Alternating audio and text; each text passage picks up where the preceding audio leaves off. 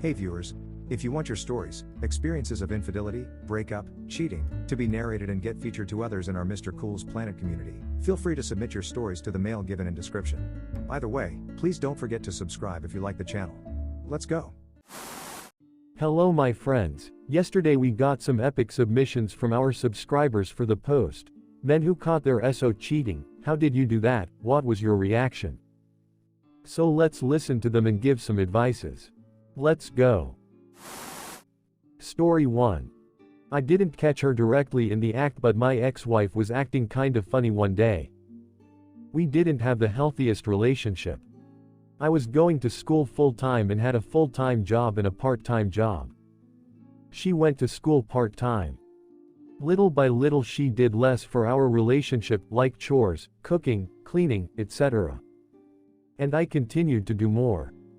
Despite being too busy, I almost always cooked breakfast, lunch, and dinner every day.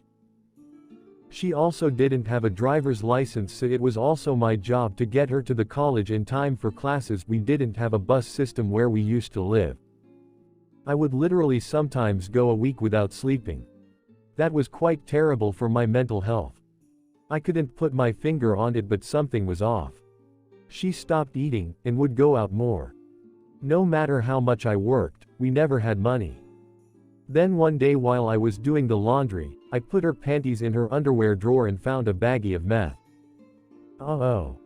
Not in my house. Long before I met her I had a serious drug problem. I confronted her about it. She got mad and said we were drifting apart. She even convinced me to do it with her once, and after that I knew I was done with drugs for good. I hated it. I was already losing enough sleep. She wouldn't get help and I told her I wouldn't allow her to use my money for drugs. She still spent a shitload by gambling, but if she wanted drugs, then she had to get a job and pay for them for herself. I should have just left her ass. But I'm a sucker and thought through sickness and health really meant just that. My bad. A few weeks later she had grown distant, never wanted sex, didn't want to eat, wouldn't work or do chores. I came home early from work one day and found her on the couch buck naked playing with herself in front of her computer.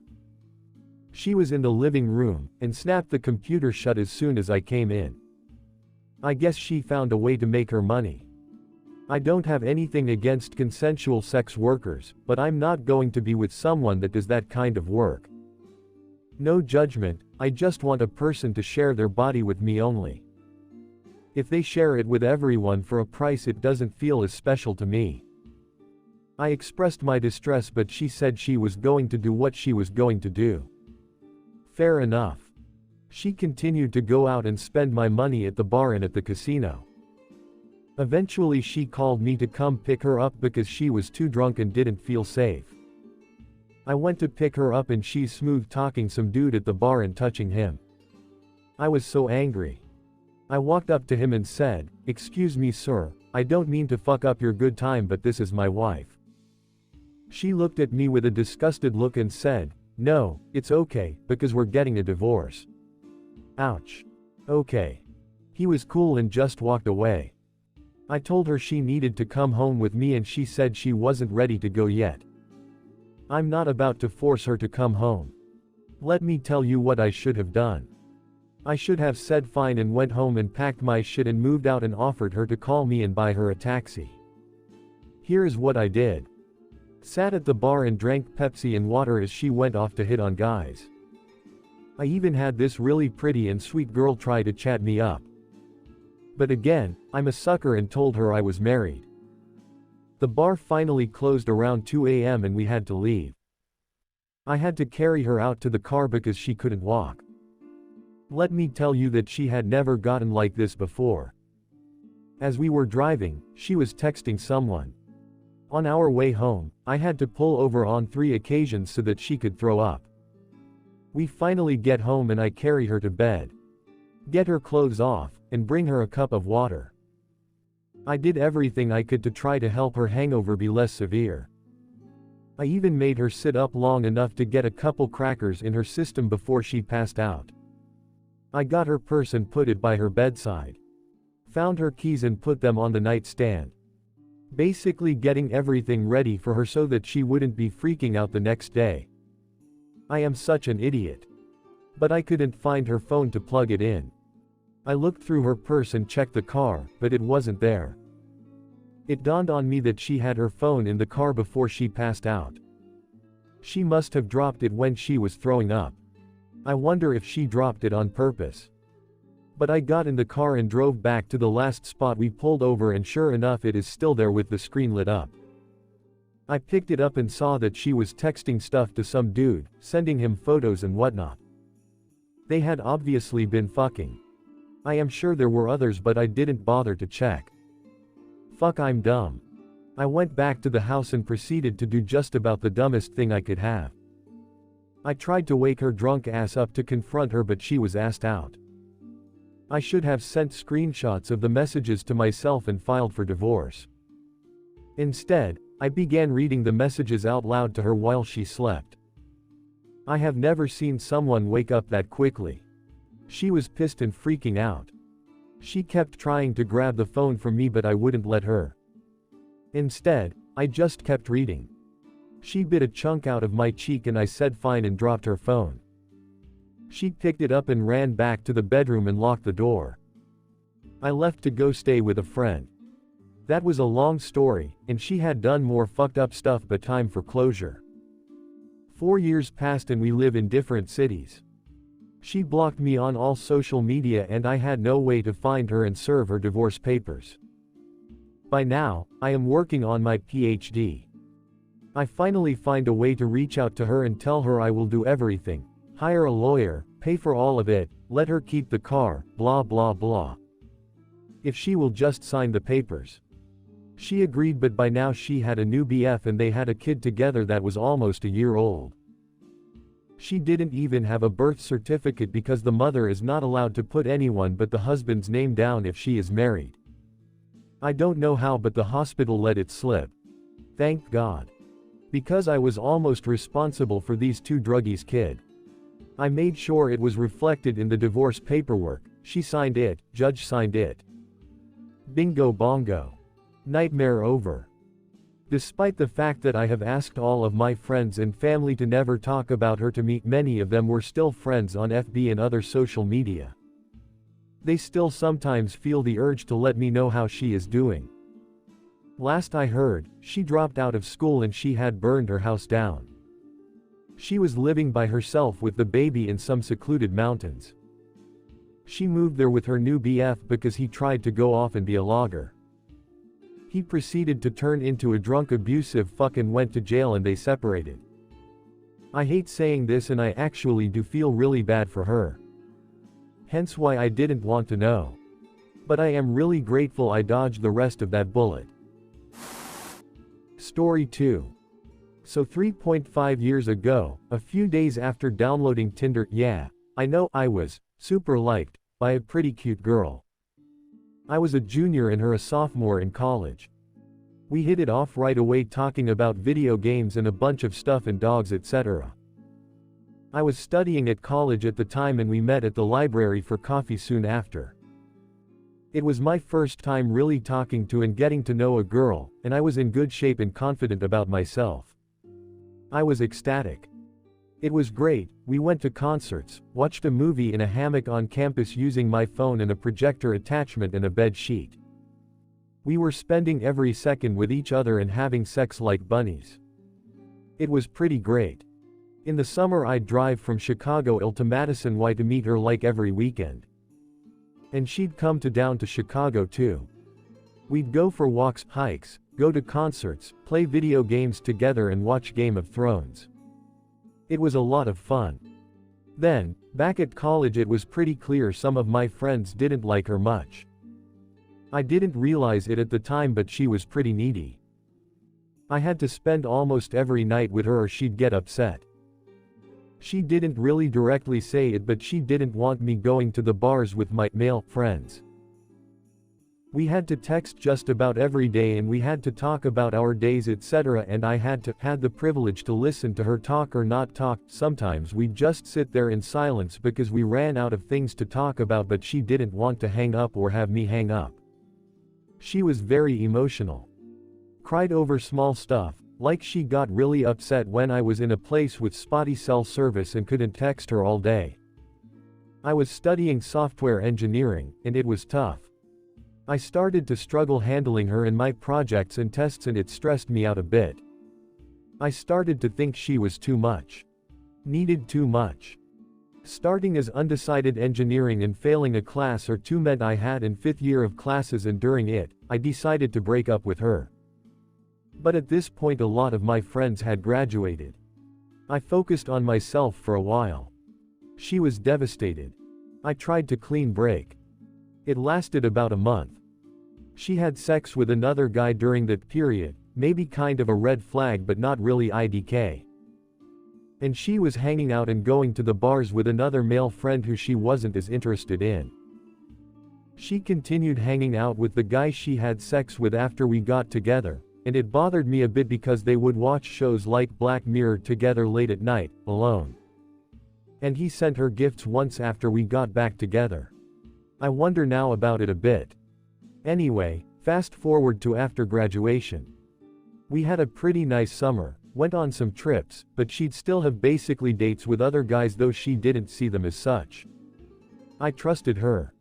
I got a good job in a nearby city, and she got a not as good job in the city too. We decided not to move in together.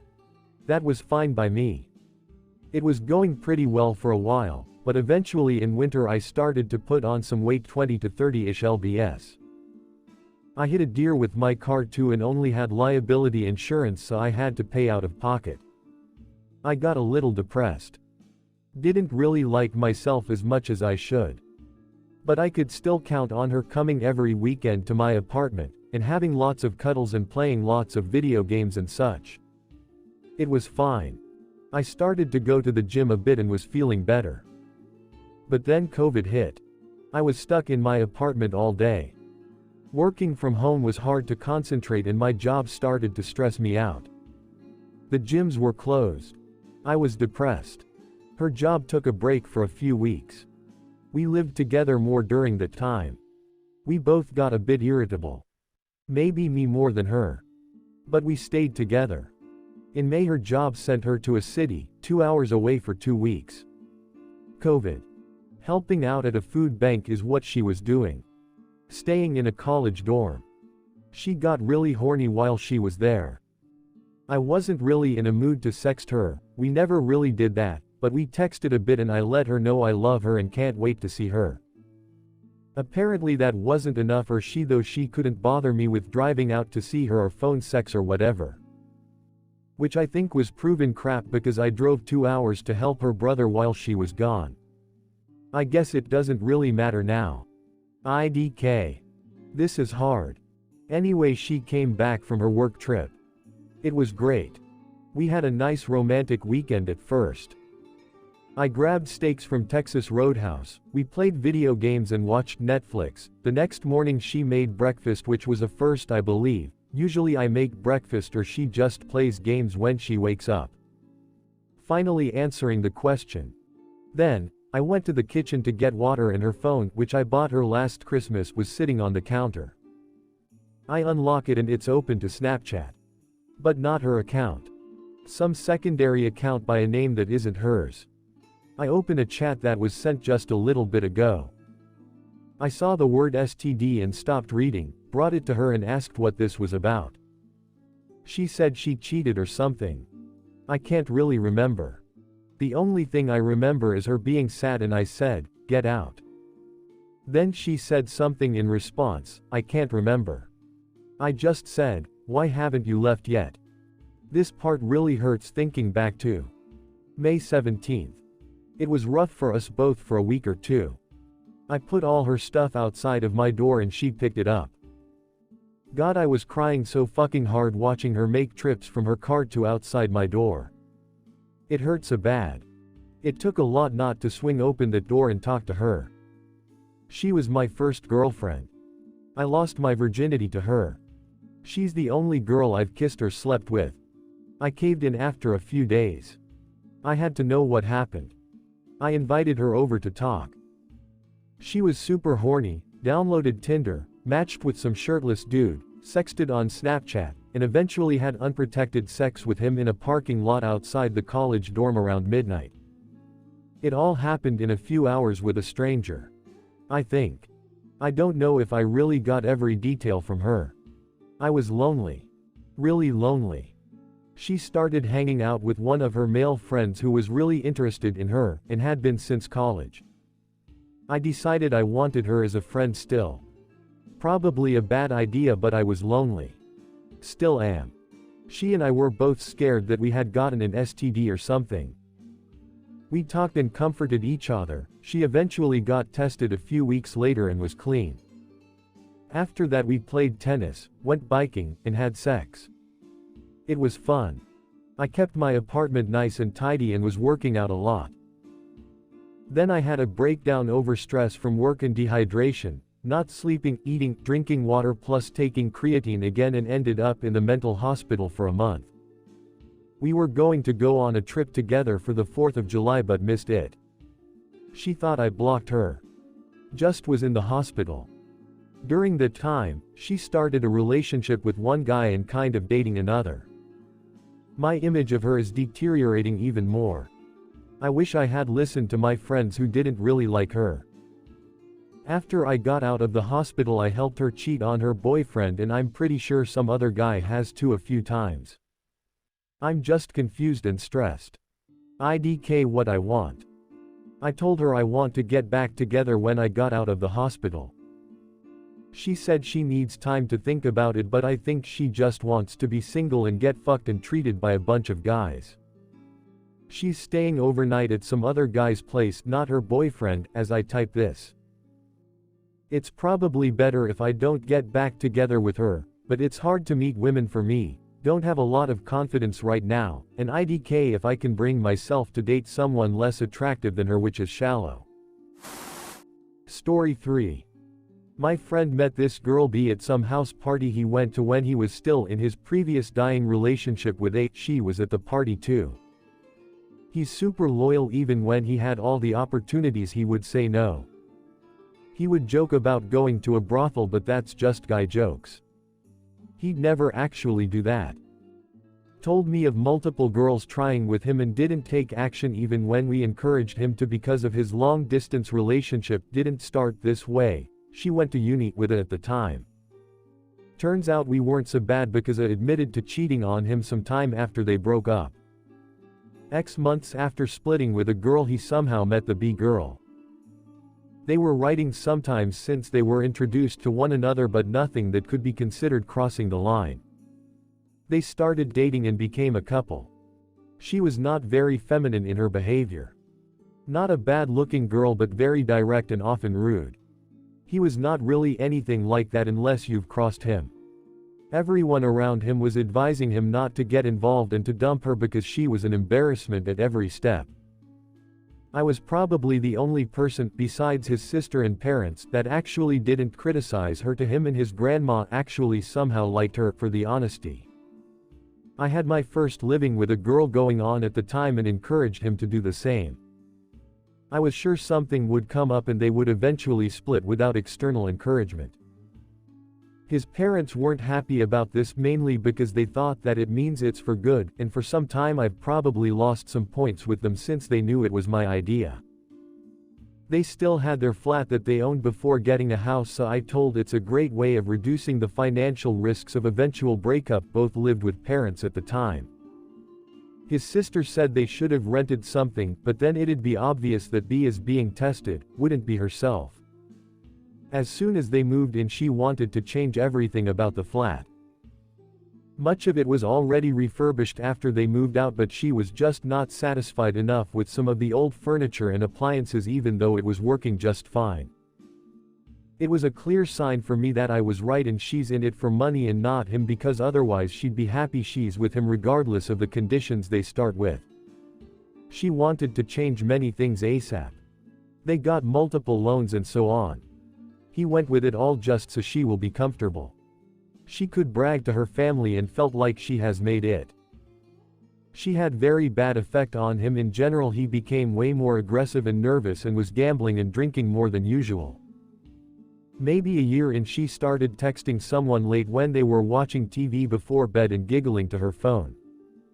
Whenever he asked who is she chatting with, she dismissed it, saying, "No one." He ignored it for some time. Then he checked her Facebook, that obviously by her idea had the same password as his, but noticed that she thought about it and told the guy not to write anything there. They moved to Insta. She wasn't smart enough to remember that these two are connected, and so he read some messages indicating that everything is heading to cheating, or more, and he didn't want me to know, and when she came home from work using his car, he told her to take her shit and move out. She cried, took some and left. Her sister with her husband picked her up, and even though the husband was driving, somehow they persuaded him to go to the house of my friend's parents. There she gave them shit for rising so bad son and complained at their relationship that was only bad because of her embarrassing him all the time. Basically made the parents cry. They were supposed to go to his cousin's wedding 3 days later, so he asked some friend to get him a date for that. B tried to manipulate him with FB posts because she knew he's reading it.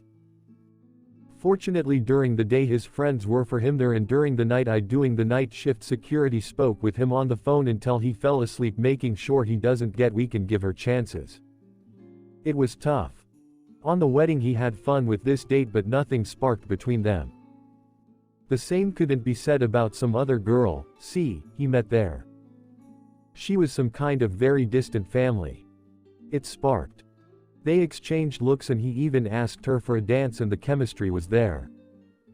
She had a date too, but it was also just someone she took not to be alone, while the guy was really hoping it's more.